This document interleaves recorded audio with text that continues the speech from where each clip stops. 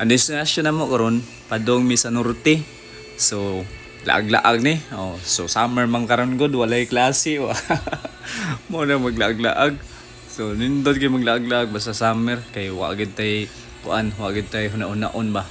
Walay ting klase sa mga bata. So wow, kuan gid ta, free.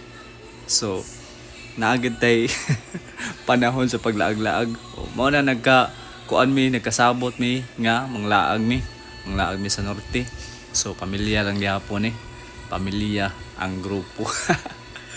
So adto mi padung ani sa Kanhabagat Medellin kay mosuroy mi sa among buwaran. Dili day among buwaran buwaran sa among kuan. So nanami sa Bugo na ni nga area. Padung nami ngadto sa kuan. Padung nami sa Medellin ba kay mao lagi mamili tag buwad didto. Buwad sa among ayaan ba. Among ayaan didto sa kuan. Shout out kang Tia Perlin. O kang Manoy so adto padung ani kay mamili big buwad kay lami lagi kay buwad ani. Kay kuan ba kanang sila gi mismo nagbuwad ba. So lami kayo.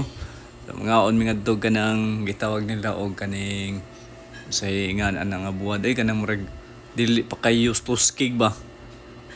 Kanang murag medyo kuan magani kanang humok-humok pa ba. Dili pa kay crispy ba. Kay lami kay to. Lami kay kaon na ni karon. So adto mi padong ani.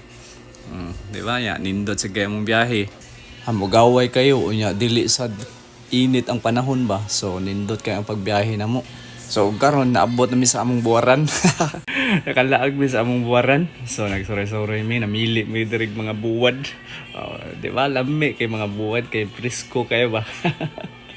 Naapag sa butanganan ba. So namunit mi diri.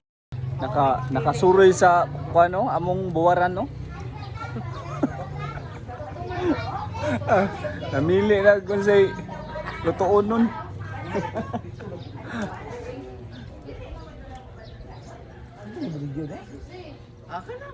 Kana ya, padong na hatag ya.